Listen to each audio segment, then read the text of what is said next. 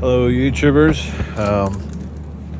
just another day in the shop, burning rolls of wire and drinking bottles of water. Just a little update where I am, what I'm doing, trying to keep you guys in the loop. Not so much interesting going on this weather.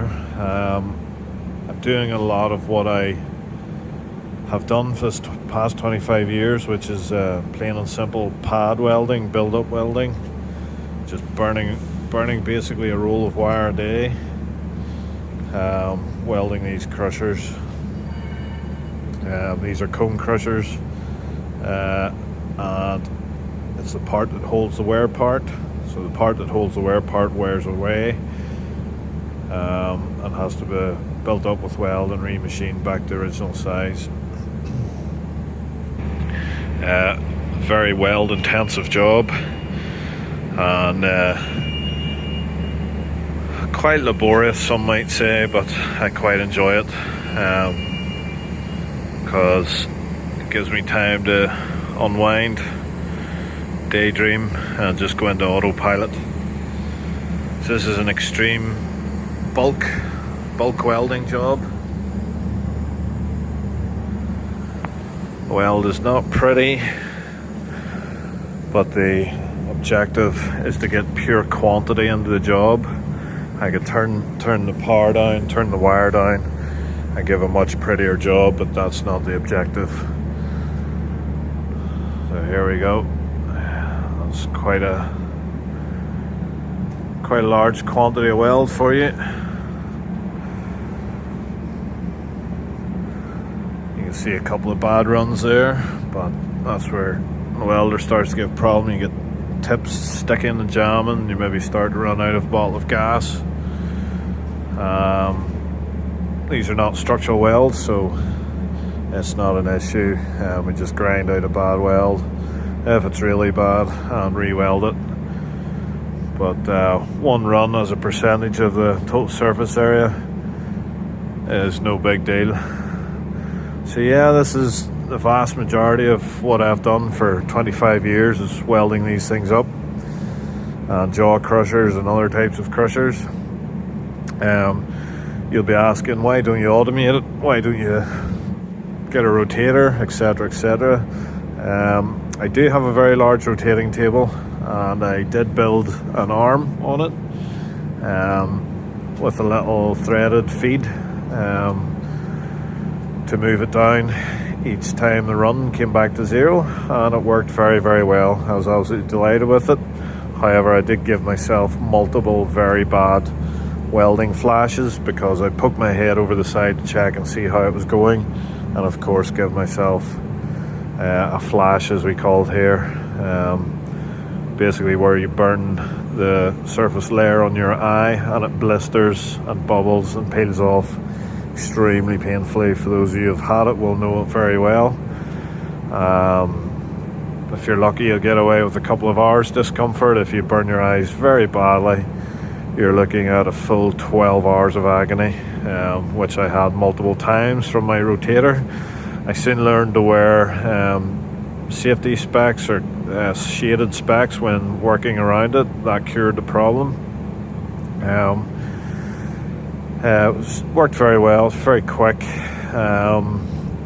but not suitable for all jobs because some of these machines wear more to one side than the other, which meant you would have to either pre-machine the job, time and expense, or manually weld that side first and then put it in rotator for a full weld. So the rotator is unable to fill small low spots. It can only work on a level surface 360 degrees, so that was the major problem with that. So yeah, I don't mind welding it by hand. As I said, it gives me a chance to unwind. I just daydream in there, think about saving old excavators and things, and yeah, it's not too bad. Bit laborious at times, but I get the music on, turn it up, and I just float off into my imagination and the day goes in pretty well. So yeah, this and massive crack. This and massive cracks are basically what I've done for 25 years, keeping every rock crusher in Ireland virtually going. You soon get used to figuring out how to keep a welder alive, pushing big amps all day long. There's a lot of tricks to keep a torch alive, with tips and shrouds and liners and things like that, and it can be quite sore on consumables. But 25 years, you soon gather up a few little hints, which I'll share with you. So yeah, guys, just want to keep you in the loop of what's happening.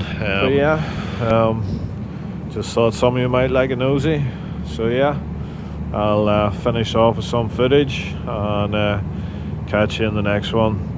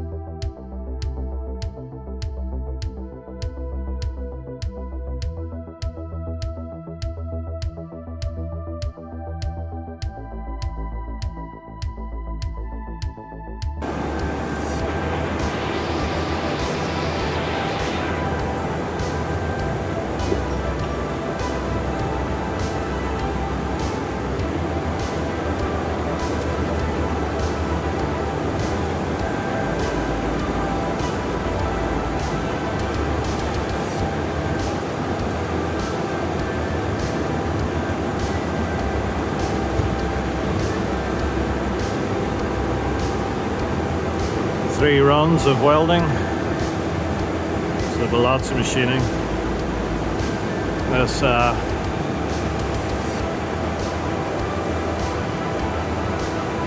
Henry Broadbent vertical borer. I think it's a 4-meter table.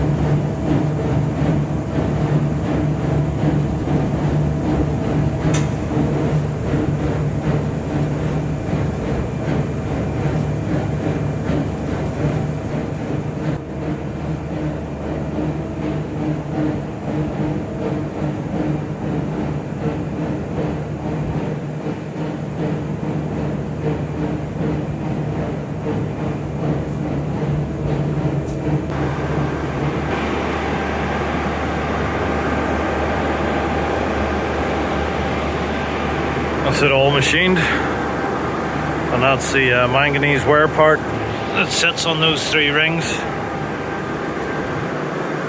So that's it, ready to go back together and go to the customer. Job done. So that's a big part of what I've done for the last 25 years plus. I've welded literally hundreds of these things, and just so you guys might want to see some of the boredom.